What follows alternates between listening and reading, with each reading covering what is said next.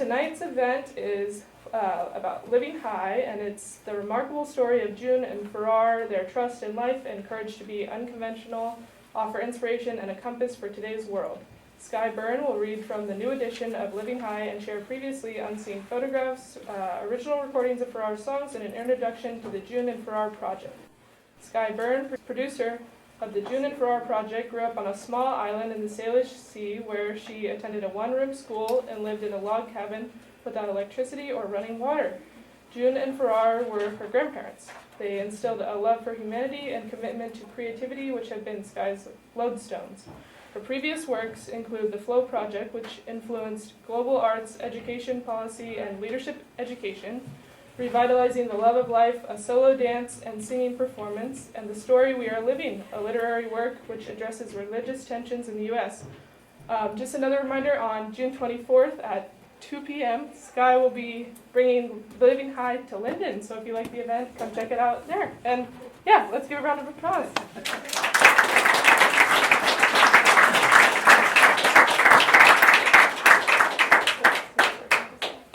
Yay. Hi, thank you so much for coming. I want to clarify that the talk tonight is on social artistry, which is a leadership method, and the talk at Linden will be on the book. I will read from the book today, but I'm going to explain how the story of June and Farrar fits into the social artistry model. Thank you to Village Books, and especially to Chloe and the publishing team who made it possible to bring a new edition into being. My connection to the story of June and Farrar. June and Farrar were my grandparents, and on the picture in the bottom, from right to left, my mother, Doris Burn, June's mother, and me. What is social artistry? Social artistry is a model used by the United Nations Development Program in nations around the world for resolving social and cultural challenges. Why is it relevant to today's world? It's relevant to today's world because humanity is facing a good number of social and cultural challenges. Social artistry lends itself to different approaches. I approach it differently than someone else would approach it. As a piano player has different techniques and styles and sounds and voices. Briefly, the 4 levels are sensory physical level. What are the environmental factors that are influencing people's behavior and emotions? Health, feeling of well-being. So if a social artist goes into a situation and is analyzing it, that's one of the first questions they will ask.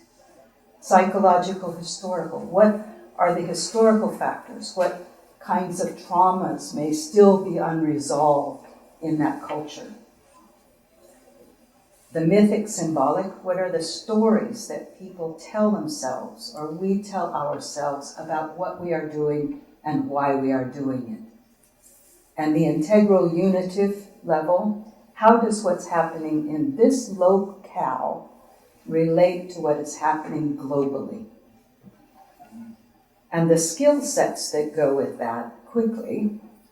The root of art means to join together.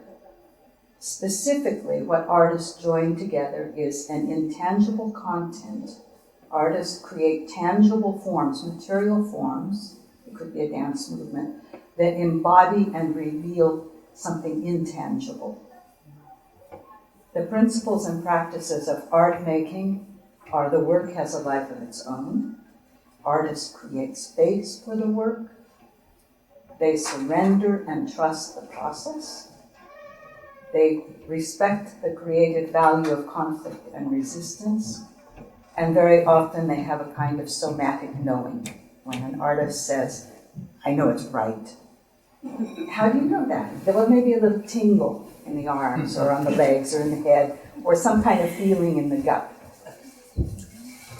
Concepts of social artistry intellecti or imago, that a butterfly in the chrysalis stage has a destiny, has a fulfillment, and social artistry interprets then that each individual has an intellecti or an imago, that we are growing toward our fullness as butterflies, so to speak. Co-creators. A co-creator is someone without whom the project or work could not come into being. An ally. They usually have intellects that are headed in the same direction or on a parallel course. And local holdfast. Village Books is a local holdfast for Living High.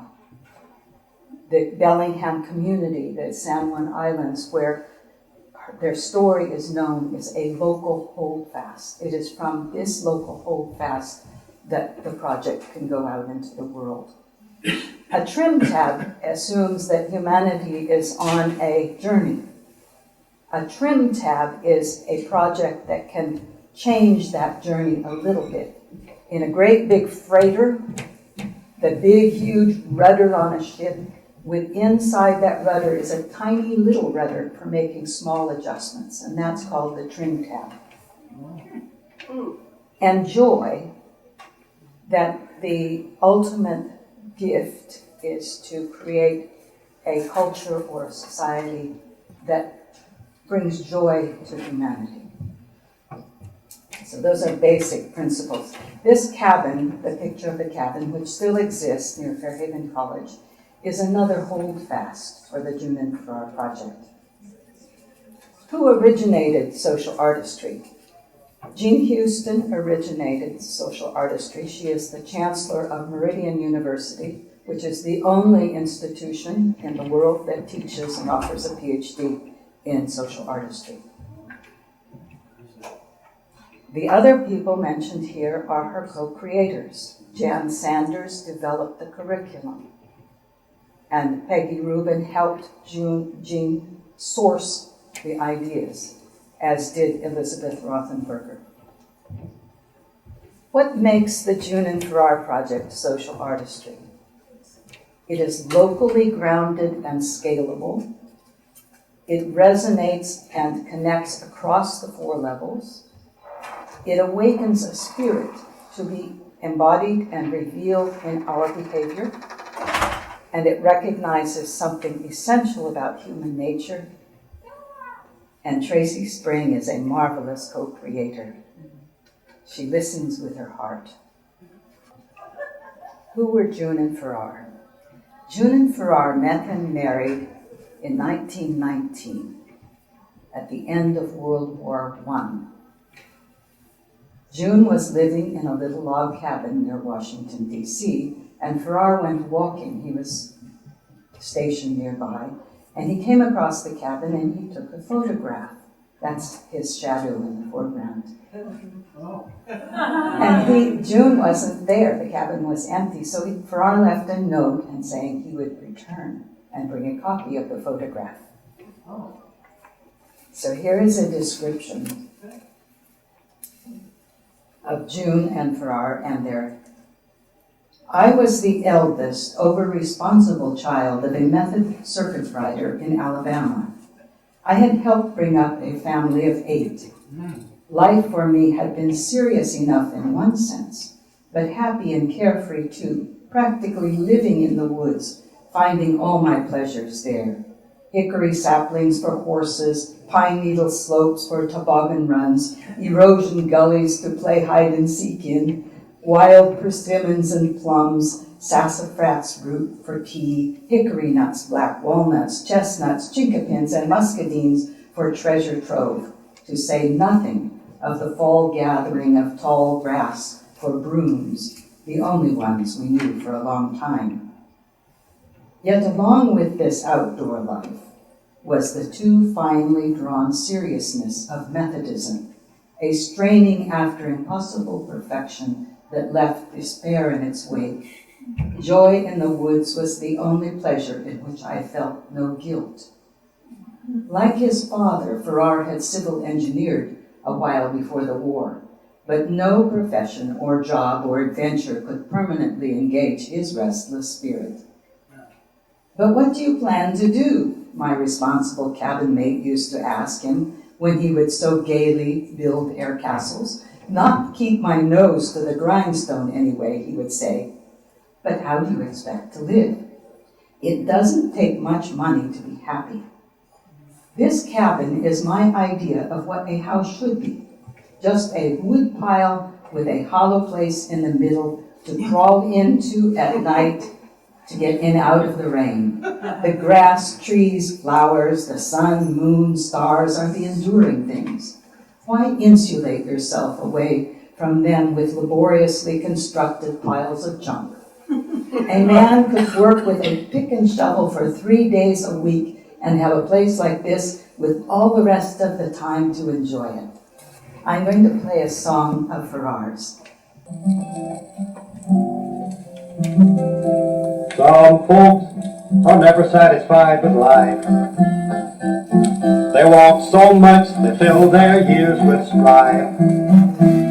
They want a lot of money, I think it's mighty funny, for I'm content without a cent as long as I have you, with a pick and a shovel, a cute little hovel and you. There's plenty of treasure to fill life with pleasure all through. Now we won't be so very highfalutin, but so happy you might have come a tootin' with a pick and a shovel, a cute little hovel and you. Now I'll work whenever there is work to do. Oh, what a joy with my sweet thoughts of you.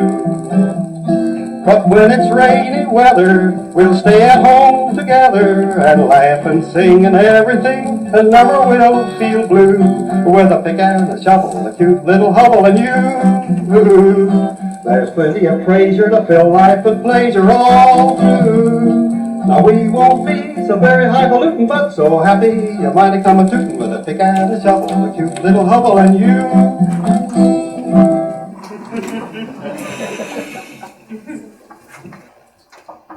June and Farrar were very influenced by the Transcendentalists, Emerson and Thoreau, and had ideas about work and food. And they were living on the island that they homesteaded and were out rowing one day. It was a lovely day, no wind, a good strong tide going our way. We had never felt happier, plenty of food for today, 2 pairs of oars so that I didn't need to sit idle in the stern of the boat. Boats passing and people waving to us. So they pulled over to rest on a beach. And Farrar was exploring on the beach and he gave a loud cry, "A devilfish!" He had beached the boat and was down by a pile of rocks at the end of the beach. I ran down to see, taking an oar along, for you have to have something for a devilfish to cling to or you can't bring it up. Farrar took out the oar, teased the octopus with it, got a few legs wound around the handle, and dragged the evil-looking beast up on shore. I ran to get the boat, and we managed to maneuver that 8-legged, big-bellied, red, slick, hideous thing over the gunwale into the floor of the boat. Then we got in after it and started for home 2 miles away. With all this food, we had new strength for the rest of the trip. That devilfish is properly named. We were rowing hell-bent for leather when the thing began to reach out with one leg and then with another toward our legs. Farrar told me to get onto the back seat where I could tuck up my legs so we could manage to keep the thing in the space between us. But that wasn't its idea at all. It kept edging toward me. Farrar couldn't stand it any longer. He stood up in the boat. "I'll fix him," he said. He lifted his oar, handle end down, and brought it down on the back of the octopus with all his might. The oar slid right off the tough back and through the bottom of the boat. A geyser of water shot up. We were 200 feet from shore in deep water with an octopus laughing fit to kill us.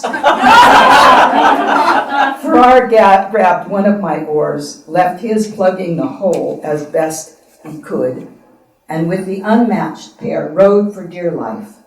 I grabbed the herring bucket and bailed as hard as I ever did anything. And we made shore just as the boat quietly went under. Jeez. We waded out. I grabbed the boat while Farrar set about tangling the octopus on his oar. We weren't going to lose him after all.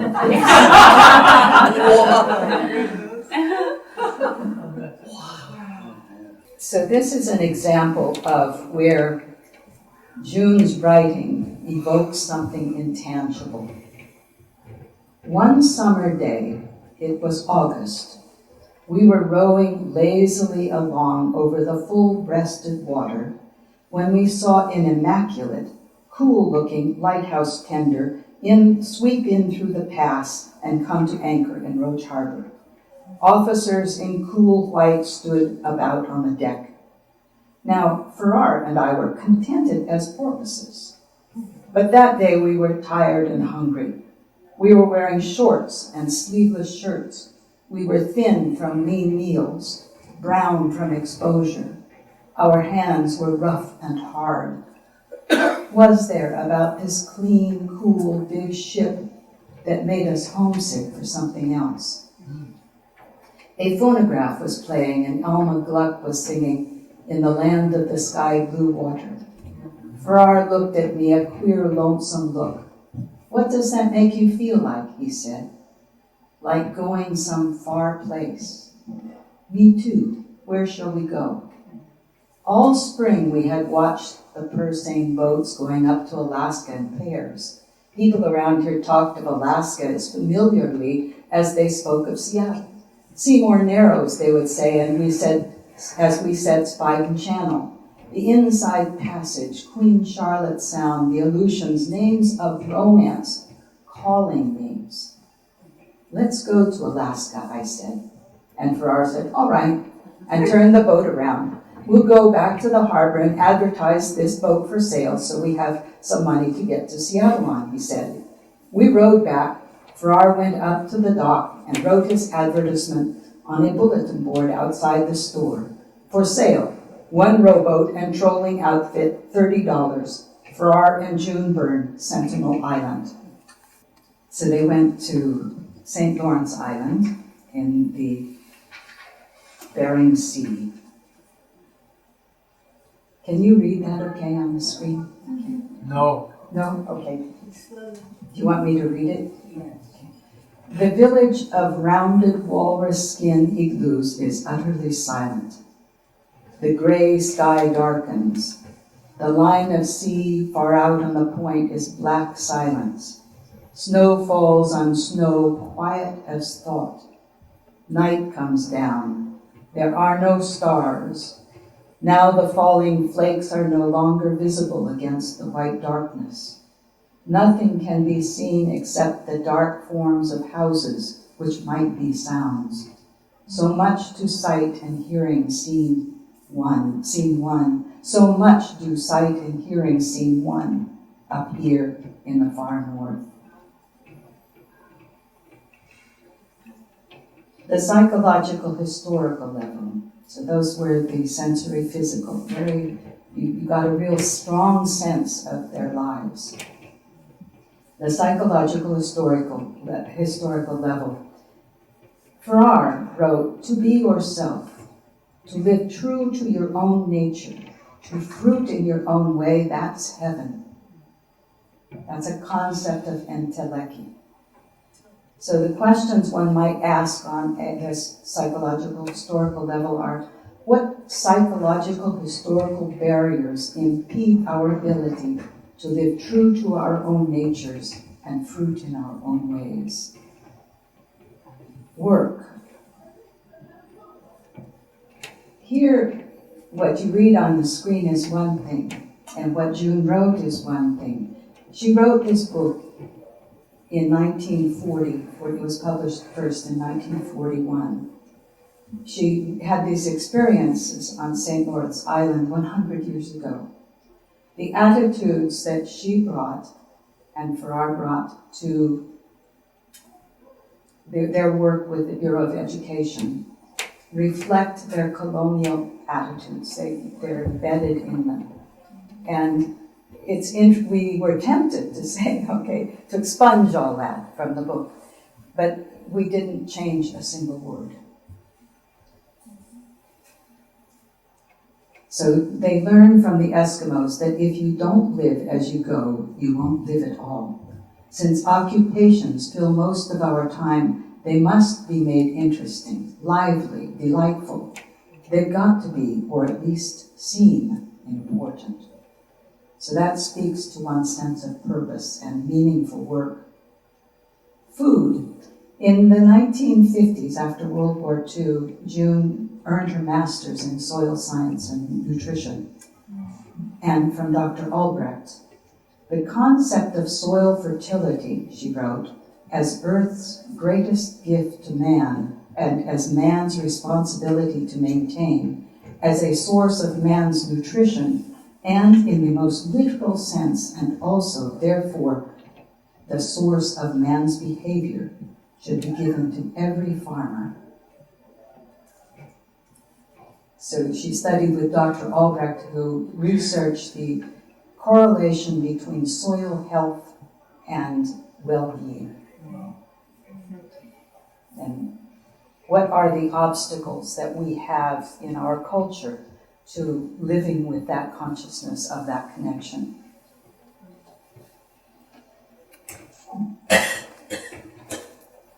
In the 1930s, this is 1935, June and Farrar published one of the first conservationist newspapers in the region, or I don't know, maybe the United States. I will read a bit.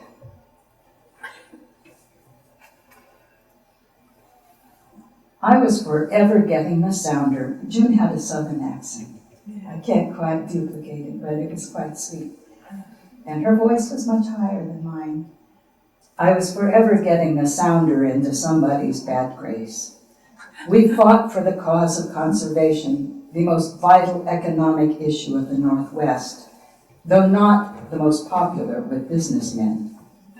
But even there, it often happened that I did not believe in specific planks of the conservationist platform. Thus, in one breath, I would get Mr. Ikes down on me, though I admired his courageous stand. In the next breath, the Forest Service, which I loved, and the lumbermen were against me all the time, for though I thought they should be allowed to continue operations, I believed they had betrayed their land. I had a genius for getting into trouble. I would work with sportsmen and purse seiners to help outlaw salmon traps, and then I tried my best to outlaw the sportsmen's wasteful salmon derbies. Once Farrar had a big market practically signed up with an advertising contract and even a radio tie-in. I didn't know Farrar was getting a contract from the market and that there was talk of a radio tie-in. Anyhow, I ran a story critical of the market, and Farrar did not get that contract.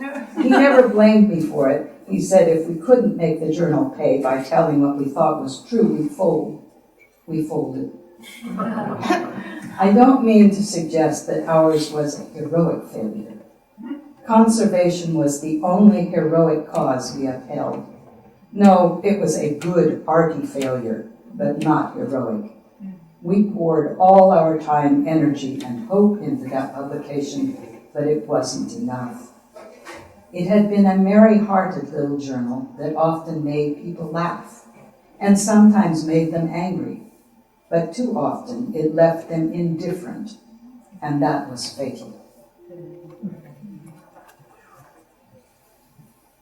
On the mythic, symbolic level, the stories that we tell ourselves about what we are doing and why we are doing it. In work, we talked and talked about how we would bring up our children. We would bring them up to love the earth, simple pleasures, independence of action. We thought if we brought up our children in austere poverty, that they would never know was poverty because we had so much fun all the time. We could make them really free of the hateful wantingness which is the destroyer of men. For democracy, we say, to give us something to hold on to. This was just, she wrote this book and describes, I'll read a passage, as the U.S. was preparing to enter World War II. For democracy, we say, to give us something to hold on to. We couldn't endure it otherwise. We are being whirled faster and faster into the vortex. How could we bear it? Our sons, this generation brought up so bravely to hate war as the coward's way, are we to say now, no, we taught you wrong. It's the hero's way after all?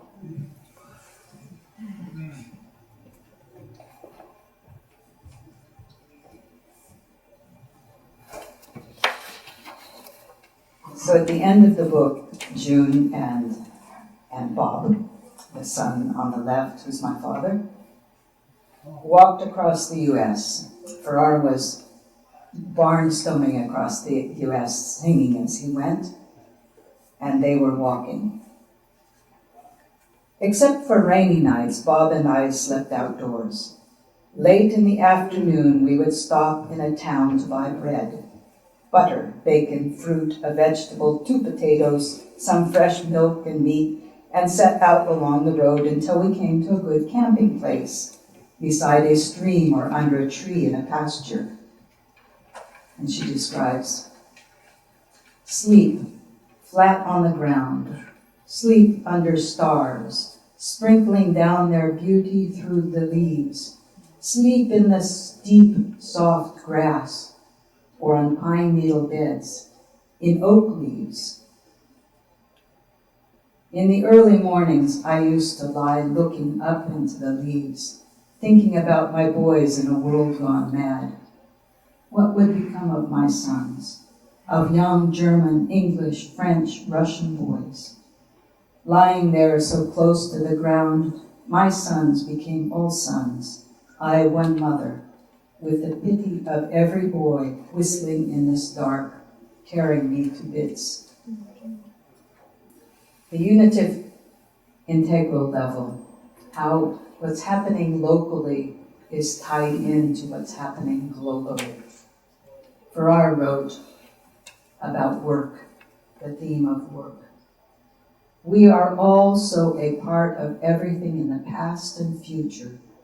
Our little stay on this earth is so short a time in eternity that we should tune our spirits to the more noble. Again, we are also a part of everything in the past and future, and our little stay on this earth is so short a time in eternity that we should turn our spirits to the more noble. Food.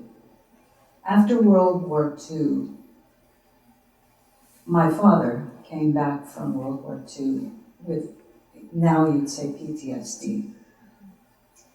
And that really hurt June's heart.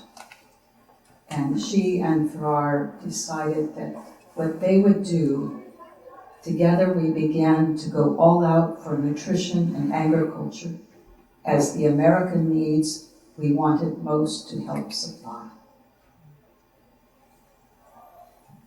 So they had a health food store in New York, and Farrar, toward the end of his life, developed skin cancer. Well, he was actually not quite toward the end of his life. He was, I'm not sure how old, but they moved to Florida where they had a longer growing period, and he recovered from the skin cancer by using the Gerson diet.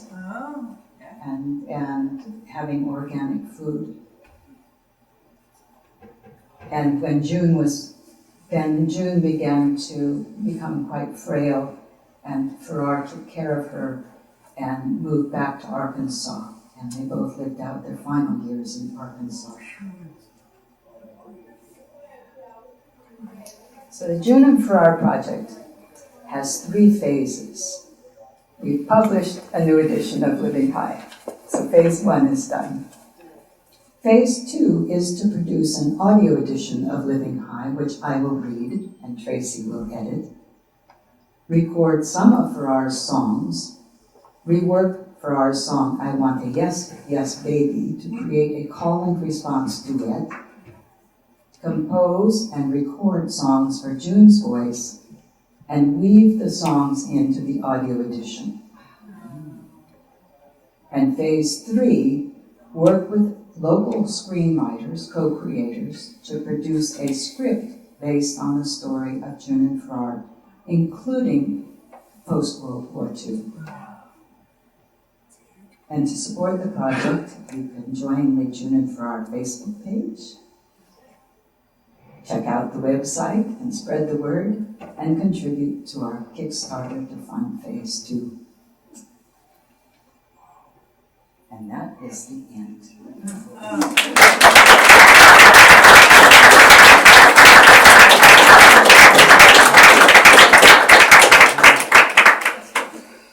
So any questions and comments? Yes. I'm very curious about the agricultural portion of this. Did they know Henry Wallace, Vice President under Franklin Roosevelt, who was very, very big and focused on agriculture worldwide? I don't know. June was a good friend of Eleanor Roosevelt's, so perhaps it's likely that they knew each other. I would Yes. think so. Yes. Thank you. Yes. When did they come to Walden Island? In 1932.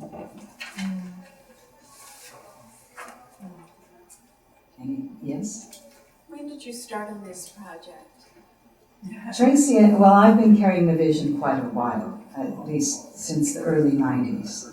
And it was one of the serendipities of COVID, actually. And Tracy is a performing musician and songwriter, and she was receptive to working through it. So the first year, we just talked about ideas. What does this want to be? And as it began to take form, then our roles became clearer. And she is the artistic director and shepherded really the publication into being. Yes. Hi. I had a question for you about the Puget Sounder. You mentioned it here, and it's when we go to the website, how do we obtain this publication? Is there a way we can? The Western Archives and Special Collections and the Center for Pacific Northwest Studies has a full set, and also a full set of the Bellingham Herald articles that June wrote. One can visit the archives by appointment and read through, and in some cases one can make copies. Okay, so it'd be something one would do in person, not Yes. online. Correct. Okay. And the other thing I wanted to ask about this, the papers are scheduled to release in 2025. Are there plans to republish any documents? That are in the archives? Yeah, like the 100 days in the San Juans and articles from the Bellingham Daily Herald, or the early ones like 1930 and that. I have looked into publishing the 100 Days in the San Juans. Again, there are issues with the photographs because they were published by the Seattle Post-Intelligencer, and the Seattle Times now owns the PI. Oh, okay. And so I haven't been able to track them down, but I will be contacting the person who put the last edition together. Because that book is so out of print, it's next to impossible to get it, right? True. And so you're looking into republishing? Yes. Excellent. Okay, Yes. thanks. So, in answer to also your questions about the articles, if you subscribe to newspapers.com, they finally have the Bellingham Herald online, and I am so excited as a genealogist. So I was able to actually locate some of these Sounder articles last night, and I also did a little research and found out that there is one copy of the 100 Days in San Juan in the Bellingham Whatcom County Library System.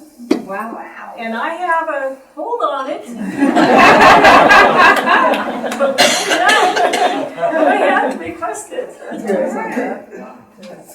Yes, June, a huge part of their legacy was not just exploring, but it was conservation. correct. And they did a great deal in San Juan. Can you talk more about what their accomplishments were in the conservation area? Partly in the lineage. My father, when in the 1970s, began to become very interested in the effects of tourism on island communities and other communities, and wrote considerably about the effects of tourism. And that, I think, was a direct result of their upbringing. The influence of living with the Yogi people on St. Lawrence Island was tremendous, and I think that very much affected my father and how he related to the land and how I relate to the land. So that lineage has come through. Also in the Fairhaven Outback program, which is near Fairhaven College, the Fairhaven College ethos, I think, has been influenced by having that cabin and the place where June and Farrar lived as part of their heritage, and that has also infused some conservation. Do you have more? I was just wondering, and Sentinel Island, what's happened with Sentinel Island? Sentinel Island is now owned by the Nature Conservancy. Yes. And the ferry goes right by it. Well, when it goes to Sydney, it would go right by Sentinel Island. Yes. A quick question about the cabin, and is it still is in existence? Correct. And if one wanted to see it, how would you find it? Just walk up there. Yeah, behind It's behind the there's dorm. It's on the west side of the dorm. Well, it depends on which dorms you're talking about. Right. But there's some stairs that go up to Fairhaven College from the Right. parking lot. If you Mhm. turn right and follow the dirt path Uh-huh. and go over a hump, it's right there. Oh, okay, great. And in about 15 years ago, almost 20 years ago, Tracy organized a effort to put a new roof on that cabin. It needs a new roof again. Oh, okay.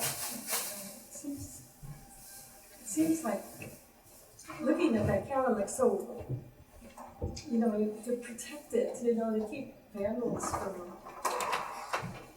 damaging it. The vandals don't seem to be as much of a threat as the fact that the university looks toward space, using space. So if you are interested in that, make your interest known.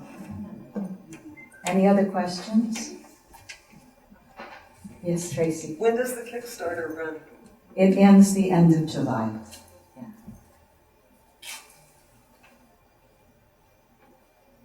Are we finished? Oh, I wanted to speak briefly about the Linden next Saturday, I think it is, on the 24th at 2 o'clock. Will be more focused on the book and less focused on the tie-in with social artistry. Yes. I read the book years ago, so I cannot remember the details at the end, but of June and Farrar's children, you can imagine that there's two paths. One is continue to live this life that they had established for their kids, and one is run to the big city and throw away your heritage. But yet you grew up on an island yourself, so it sounds like there was a path that your father took. Very strongly, but Uncle North was also very much in the tradition in his own way. He became a diplomat and then a college administrator. And his anchor was also the story. Yes. There's a significant body of musical work. Yes. Is it possible to hear that anywhere? We're working on it. We have some old recordings, and Tracy, yes, answer, please. Can I talk a little bit Okay, about why don't you that? come Yeah. and stand up here? Good job, Skye. You have to bend down. I forgot you weren't very tall. You seem so larger than life to me. Phase 2 that this current Kickstarter funds It's essentially takes care of my salary for the next 8 months, during which time we will be doing a search for the modern voice of June Farrar, and I will be composing some new material like that duet. The Yes, Yes, Baby was very much from the male perspective, but I think June probably had a thing or two that she would like to add to that. Yes. Yeah, and we'll be recording the audio version, wonderfully read by Skye, and we'll be inserting the recorded material into that audio book. And we'll be using the audio book and the new material as a way to draw in those local screenwriters that we hope to engage in phase 3. It's just so very exciting. Yes. So visit the Kickstarter, because without the Kickstarter, I don't get paid, and I really need to get paid, even though I love the work. Thank you. So, I think it's time to wrap